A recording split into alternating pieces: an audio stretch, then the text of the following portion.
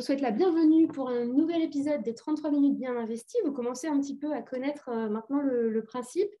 On prend 33 minutes pour parler d'un sujet, pour aborder les thématiques principales, pour vous donner les notions principales. Si vous souhaitez en savoir plus, vous pouvez nous contacter par la suite. On a fait déjà quelques épisodes, donc vous commencez un petit peu à connaître le principe. Vous pouvez mettre vos questions durant tout le déroulé de la visio dans l'outil qui s'appelle Discussion. Sur votre écran, vous avez un petit système de chat en direct. Donc, vous pouvez déposer toutes vos questions dans la fenêtre de discussion et puis on y reviendra à la fin du webinaire.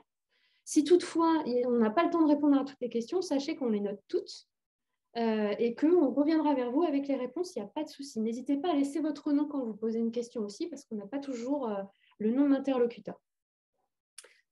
Autre information importante pour vous aussi, on va vous envoyer le diaporama, on va même vous envoyer un diaporama plus complet que ce qu'on va vous présenter là. Là, on a choisi de faire un diaporama assez épuré pour que ce soit plus fluide dans la présentation, mais le diaporama qu'on va vous envoyer sera beaucoup plus conséquent et plus complet. On vous enverra également les tableaux récapitulatifs des aides qu'on fait depuis quelques années déjà, et puis le dossier complet qui a été créé sur les nouveautés 2022. La raison pour laquelle on est là aujourd'hui. Et d'ailleurs, si on rentre dans le vif du sujet, on vous propose aujourd'hui donc un webinaire sur les nouveautés 2022 sur les aides aux travaux, liées plutôt à la rénovation thermique. On s'est dit que 33 minutes, c'était pas mal pour vous parler des principales nouveautés. Vous verrez que ce n'est pas des changements colossaux cette année. Et on aura aussi des réunions physiques au mois de mars avec Solia et Alizé, qui sont les deux structures qui répondent à vos clients sur les aides aux travaux. Donc, on organisera ça en mars. Vous aurez les invitations si vous avez besoin de plus d'informations ou si vous préférez venir nous rendre visite. On fera probablement une réunion à Bougnay et une réunion dans la région de Saint-Nazaire. Je vais vous présenter, je vais laisser Valérie se présenter parce que c'est Valérie qui va vous passer plein d'infos aujourd'hui. Vas-y Valérie, je te laisse ta main. Bonjour, donc je suis Valérie Quenard, je m'occupe essentiellement de tout ce qui est qualification et les aides, entre autres les aides aux travaux aussi. Merci. On va rentrer tout de suite dans le vif du sujet. Valérie, qu'est-ce qui ne change pas cette année? Alors, ce qui ne change pas dans les aides aux travaux, c'est la TVA à 5,5. Donc, petit rappel, il n'y a pas besoin d'être RGE pour appliquer le taux de TVA à 5,5. Les crédits d'impôt des aides à la personne pour l'accessibilité et l'adaptabilité des logements. Le crédit d'impôt sur les bornes de recharge de véhicules électriques. Il existe déjà depuis quelques années. Depuis quelques années et l'aide peut aller jusqu'à 300 €. Donc ça, c'était pour ce qui ne change pas, ce qui reste identique depuis déjà quelques années d'ailleurs. Et puis, avant de rentrer dans le détail des aides, je suppose que ce qui fait vraiment la nouveauté, c'est la création de France Rénov cette année. Tout à fait. Donc, cette année, effectivement, ils ont créé France Rénov. Ça regroupe les réseaux de l'ADEME, de l'ANOR et pour info, c'est anciennement FER. Vous allez avoir, d'ailleurs, vos clients auraient des interlocuteurs locaux dans chaque territoire géographique, normalement au niveau de la communauté de communes. C'est encore en construction, donc on essaye actuellement de répertorier les interlocuteurs par communauté de communes. On vous enverra tout ça dès que possible. Et c'est quelque chose que vous pourrez transmettre à vos clients. S'ils ont une question sur les aides, ils auront directement l'interlocuteur qui pourra répondre à leurs questions. Peut-être un petit tour du côté des plafonds de ressources. Est-ce que c'est toujours conditionné aux ressources des ménages, les aides? Oui, tout à fait. Donc, c'est toujours conditionné. Vous verrez que le barème a un petit peu évolué pour les ménages modestes et très modestes. Donc, par exemple, pour les ménages modestes, pour une composition d'un ménage de 3 personnes, les plafonds sont passés de 33 547 € à 34 411 €. Pour les autres ménages, il reste inchangé. Mais ne vous inquiétez pas, on vous transmettra un diaporama encore un peu plus complet à ce niveau-là. Et du côté de MaPrimeRénov', est-ce qu'il y a des nouveautés cette année? Alors, là encore, on va parler de ce qui ne change pas. Donc, précision. Donc, en premier lieu, le professionnel doit être RGE. Ensuite, vous avez le barème des aides. Donc, il n'y a pas de changement à ce niveau-là, sauf pour les foyers fermés et les inserts. Ce que tu appelles barème des aides, c'est le montant des aides financières. Oui, tout à fait. Oui. Ok, ça marche. Alors après, le point le plus important à retenir pour MaPrimeRénov' depuis le 1er janvier, c'est qu'il faut que les logements éligibles à MaPrimeRénov' aient plus de 15 ans. Auparavant, c'était plus de 2 ans. Sauf une exception pour la pose d'équipements de chauffage en remplacement d'une chaudière fuel. Le logement peut être achevé à plus de 2 ans, mais il faut absolument la dépose de la cuve à fuel avec. Ensuite, vous avez la réalisation des travaux qui est passée à 2 ans au lieu de 1 an précédemment. Après, vous avez donc les plafonds des ressources qui ont un peu bougé pour les ménages modestes et très modestes. Ce qu'on a vu tout à l'heure. Voilà, c'est ça. Ok. Après, l'emménagement au plus tard de 12 mois après la date de la facture, du solde de la facture.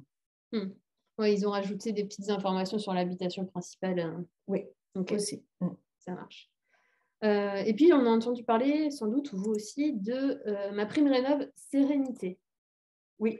Alors, depuis le 1er janvier, effectivement, Habiter mieux Sérénité est devenu MaPrimeRénov' Sérénité. Donc, la demande se fait en ligne, comme pour les autres demandes de MaPrimeRénov'. Pour obtenir cette aide, il faut un gain énergétique d'un minimum de 35%, un accompagnement individuel systématique, et c'est une subvention qui peut aller jusqu'à 50% des travaux réalisés. On est d'accord que c'est quand même plutôt une aide qui s'adresse aux ménages modestes et très modestes. Oui, tout à fait. Okay. Donc ça, c'était pour les nouveautés MaPrimeRénov'. Vous voyez qu'il n'y a pas grand-chose en évolution par rapport à l'année dernière, à part le fameux habitation de plus de 15 ans. Du côté des primes C2E et des primes coup de pouce. Oui. Alors déjà, on va revenir rapidement sur les pollueurs-payeurs. Donc, le principe des C2E, ce sont des entreprises privées qui financent des aides financières. Ils ont permis à des pollueurs à acheter des C2E à l'État. Et c'est pour cela qu'il y a des montants différents suivant les pollueurs. C'est-à-dire que si vous faites une demande chez EDF, ça ne sera pas forcément les mêmes montants de C2E que si vous allez chez Butagaz. D'accord. Donc ça, c'est ce qu'on appelle le principe des C2E, certificat d'économie d'énergie. Ouais. Ok. Et alors, la différence avec les coups de pouce? Alors, la différence avec les coups de pouce, les coups de pouce, ce sont des travaux bonifiés. C'est une surprime uniquement pour les ménages qui, suivant leurs revenus. En gros, les C2E, tout le monde peut y avoir le droit. Les coups de pouce, c'est suivant les revenus. D'accord. Ok. Est-ce qu'on peut cumuler C2E et coups de pouce? Non, on ne peut pas cumuler les deux. Ce n'est pas possible. Ce que tu nous disais tout de suite, en fait. Oui. C2E, c'est pour tout le monde, avec les mêmes montants pour tout le monde, alors que les coups de pouce, en fonction du revenu du ménage, il n'y a pas les mêmes montants et pas les mêmes coups de pouce. Voilà, c'est ça, tout à fait. D'accord. Et quels sont les types de bâtiments qui sont éligibles aussi pour les C2E? Toutes les habitations, en gros. Oui, toutes les habitations principales ou secondaires sont éligibles pour les C2E. Okay. Il peut y avoir aussi, suivant certains C2E, il peut y avoir aussi le tertiaire, mais ça, il faut voir avec les fournisseurs d'énergie. Tous ne le font pas. En fait, à la différence de MaPrimeRénov', où c'est forcément des habitations principales de plus de 15 ans, oui. Les C2E peuvent s'adresser à habitations principales ou secondaires de plus de 2 ans. De plus de 2 ans, tout à fait. Ce n'est pas la même chose. Oui. Ok, très bien. Tu voulais faire une mise en garde, je crois, quand même, sur les C2E, par rapport aux nouveaux audits qui oui, pour les audits. Oui, attention, il faut savoir que sur les chantiers, avec les C2E, vous allez avoir davantage d'audits.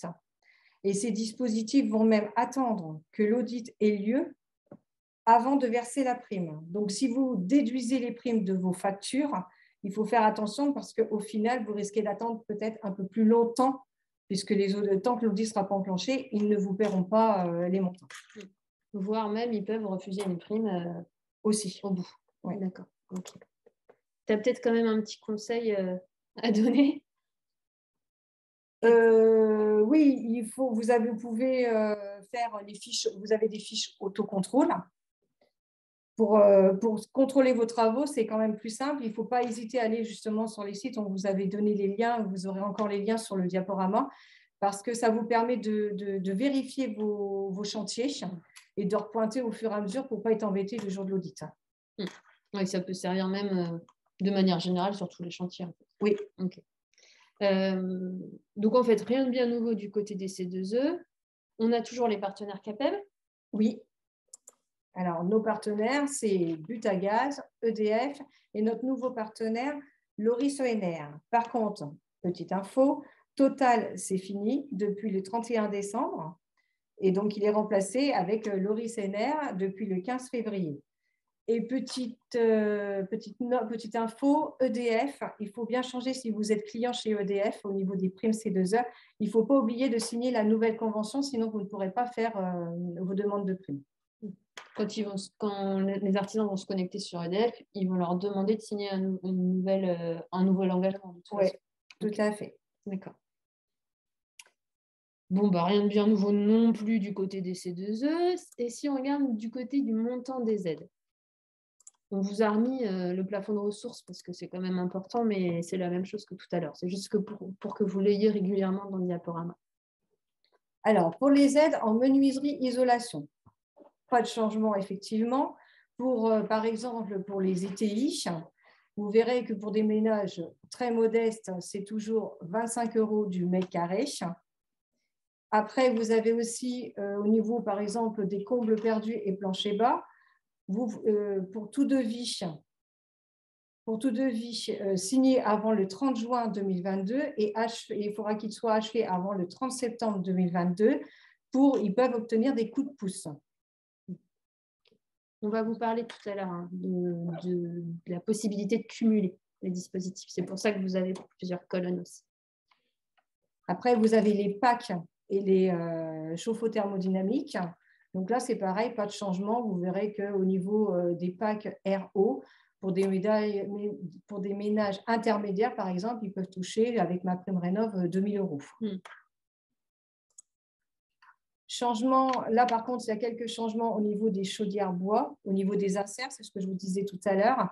Pour des ménages très modestes, en 2022, ils sont passés à 2 500 €. Pour des ménages modestes, ils sont passés à 1 500 €. Et pour les ménages intermédiaires, ils sont passés à 800 €.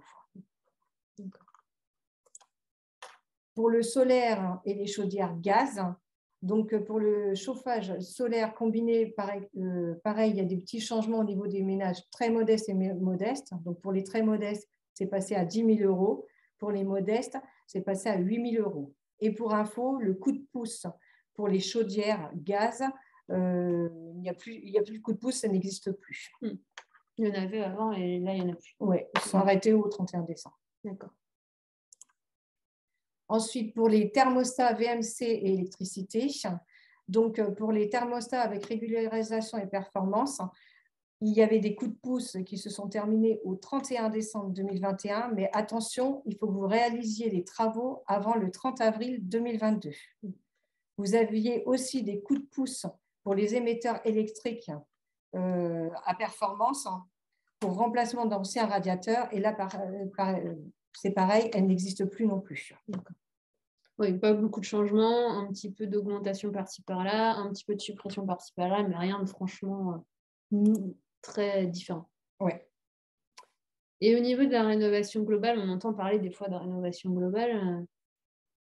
Alors oui, il existe aussi des dispositifs spécifiques si le chantier est une rénovation globale. Donc, on ne va pas rentrer dans le détail aujourd'hui parce que c'est assez complexe.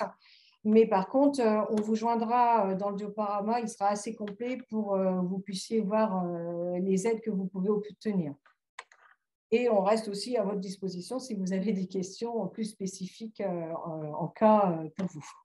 Sachant que la rénovation globale, même s'il y a des surprimes pour certains travaux, c'est évidemment plus intéressant pour les ménages très modestes et modestes.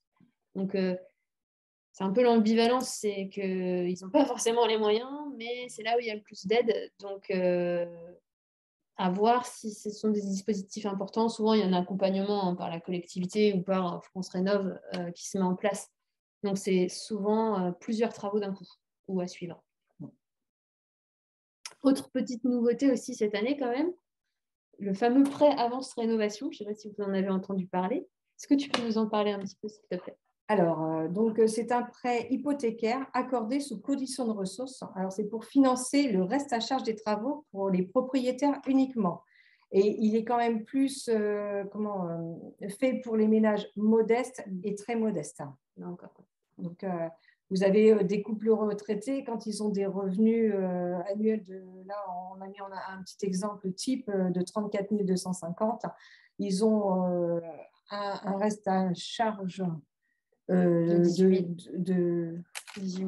18 000 euros. Enfin, donc, ils peuvent faire effectivement un prêt avance et rénovation. Et le jour où il y aura la vente de la maison ou éventuellement un décès, ça sera déduit à ce moment-là. Oui, on est vraiment pour aider des profils qui ont du mal à avoir des prêts en banque parce qu'ils sont âgés, parce qu'ils ont des problèmes de santé. Ça peut être une solution pour ces gens-là. Et c'est ce qui vous est mis là, en fait. Le remboursement intervient au moment de la vente du bien, le remboursement du prêt. Éco-PTZ, on n'en parle pas souvent, mais c'est important. Il y en a toujours cette année? Oui, alors le dispositif, il est prolongé jusqu'au 31 décembre 2023. Le plafond a été rehaussé à 50 000 euros, car auparavant, il était de 30 000 euros. La durée maximale du remboursement est portée à 20 ans. Auparavant, il était de 15 ans. Donc, et en cumul du prêt à taux zéro et MaPrimeRénov', on a une simplification de la constitution du dossier et ça sera à partir du 1er juillet 2022. D'accord. Alors justement, en parlant de cumul, est-ce qu'on peut cumuler les aides? Oui. Alors, vous pouvez cumuler les C2E ou les coups de pouce. Pardon, attends, j'ai changé trop vite. Les C2E, les coups de pouce C2E avec MaPrimeRénov' ou alors les C2E coups de pouce avec MaPrimeRénov' Sérénité. Mais il y a possibilité aussi de rajouter un prêt à taux zéro, évidemment la TVA à 5,5, plus éventuellement s'il y a besoin pour des crédits d'impôt, pour les bornes de véhicules électriques, des aides départementales, locales ou caisses de retraite. C'est ce qu'on disait tout à l'heure, en fait, MaPrimeRénov', ça s'adresse quand même plutôt aux ménages modestes et très modestes, et ils ont la possibilité de cumuler avec les autres aides. Tout à fait. Et pour les ménages intermédiaires et aisés, c'est pareil, coup de pouce ou C2E, plus MaPrimeRénov', et s'il y a besoin, prêt à taux zéro, TVA 5,5, crédit d'impôt, borne de recharge, véhicule électrique, ou des aides départementales, locales ou caisses de retraite s'il y a possibilité. On n'a pas recensé, parce que c'est compliqué à recenser, toutes les aides locales. Il ne faut pas aussi oublier ces aides-là, potentiellement sur votre territoire, ou en tout cas sur le territoire où est installé votre client. Il peut y avoir des aides locales d'amélioration du parc immobilier. Donc ça, c'est à chaque communauté de communes de définir son programme de réhabilitation du patrimoine. Donc il peut y avoir des aides très locales. Alors, si on résume toutes les nouveautés. Alors, la poursuite du déploiement des guichets uniques dans les communautés de communes. Oui, c'est ce qu'on disait tout de suite. Ça reste l'interlocuteur de vos clients, la communauté de communes. Voilà. La mise en place de la plateforme France Rénov'. MaPrimeRénov', limitée à plus de 15 ans, sauf l'exception qu'on vous a dit tout à l'heure. Habiter mieux Sérénité, qui est devenue MaPrimeRénov' Sérénité. Mise en place du prêt avance rénovation. L'éco-PTZ qui va jusqu'à 50 000 euros sur 20 ans en rénovation globale. Et les C2E, la fin du partenariat Total et le nouveau partenariat Loris-ENR. Et puis, je crois que tu avais un petit peu de petites infos complémentaires utiles à partager. Alors, on a appelé ça, juste pour vous faire rigoler, Huggy les bons tuyaux. Voilà. Oui, pour demander les aides avant les travaux, effectivement. Donc, dans un premier temps, bien vérifier si vous êtes bien à jour de votre qualification RGE dans le domaine où vous allez faire les travaux pour votre client. Alors, pour ça, n'oubliez pas qu'on peut vous aider si vous avez besoin pour faire les dossiers, si vous avez besoin d'aide ou ou vous ne savez plus comment le remplir, il n'y a pas de souci, on est à votre disposition. Après, il faut faire votre demande d'aide C2E, puis MaPrimeRénov'. Parce que lorsque vous allez créer votre dossier, enfin, votre client va créer son dossier de MaPrimeRénov', on demandera s'il a fait une demande d'aide de C2E. Troisième point, il faut faire signer le client faire signer le devis au client. Ensuite, vous faites les travaux. Alors, attention, au niveau de… Vous faites les travaux, vous faites la facture.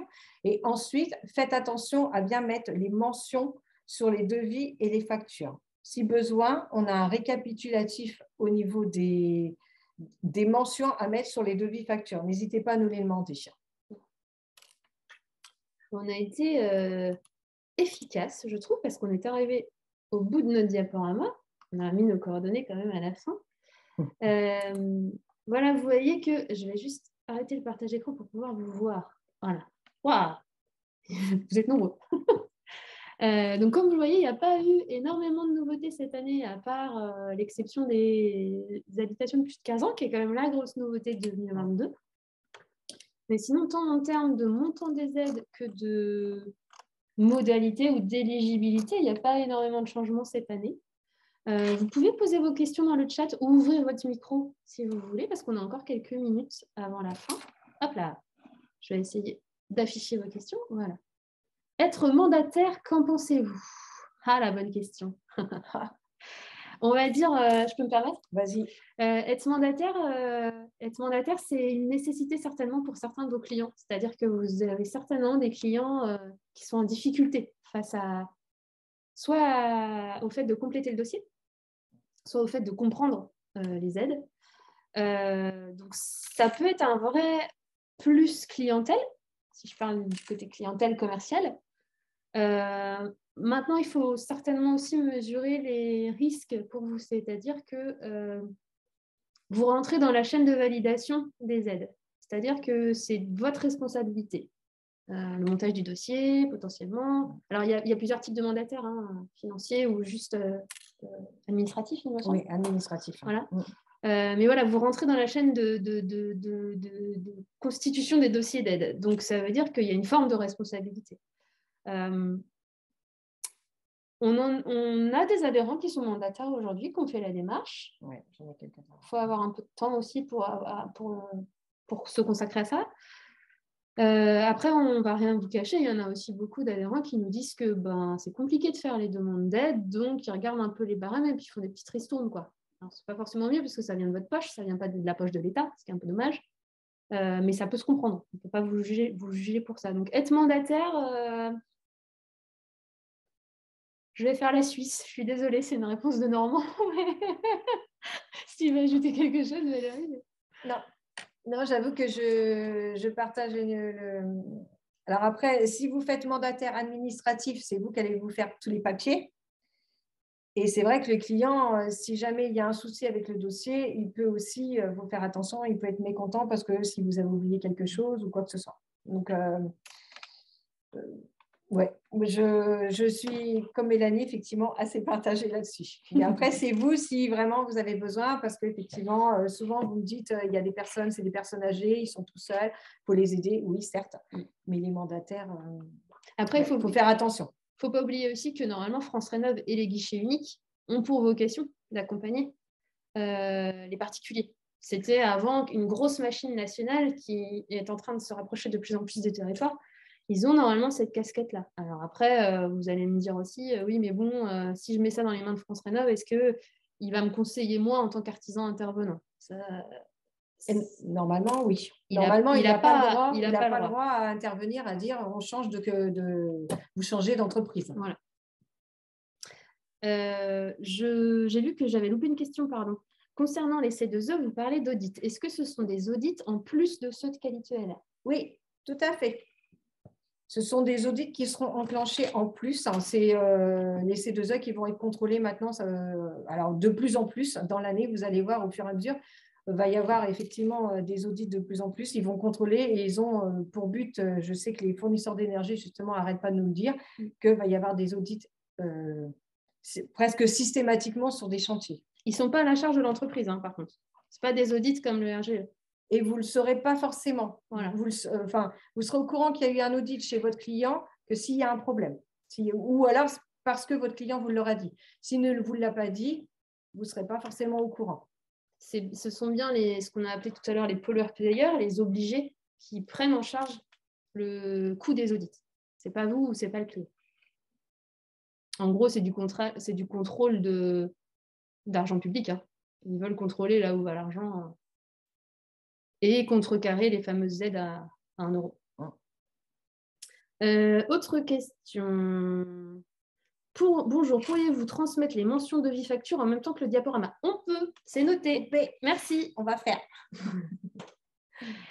Alors, si le client n'a pas Internet ou des difficultés pour les démarches sur Internet, il y a des agences où il peut se déplacer pour effectuer les démarches. Eh ben, c'est les fameux guichets uniques. Ouais. Voilà, communauté de communes et France Rénov qui sont censés être les interlocuteurs pour vos clients. Alors, ça se met en place, mais doucement. Hein. Chaque territoire peut faire un peu ce qu'il veut au niveau de l'accompagnement des particuliers sur les aides financières et l'amélioration du parc immobilier. Donc, du coup, ça va beaucoup dépendre de la communauté de communes de votre client. Mais normalement, ça rentre dans leurs compétences. Et si vous cherchez justement les interlocuteurs, vous pouvez aller sur le site de France Rénov. Vous pouvez trouver justement vers qui ils pourront se tourner en conseiller. Vous aurez les coordonnées dessus et pouvoir les contacter. Tout à fait. Alors, autre question. Mais il y en a des questions, dites donc. Une rénovation où les murs ont dû être cassés et remontés en neuf, est-ce que c'est possible de bénéficier des aides? Alors là, c'est une bonne question. Nous allons noter la question et nous allons poser la question pour y répondre. Oui. Est-ce que ça reste de la réno ou est-ce que ça rentre dans du champ neuf? On prend la question. On vous répondra. Parce que là, on va vous dire des bêtises potentiellement. Il faut que je recherche. Là, je ne suis pas sûre. Y a-t-il un intérêt à ce que l'entreprise aille chercher les aides pour le client ou vaut-il mieux les laisser faire en les renvoyant sur France Rénov? Par exemple, pour les C2E.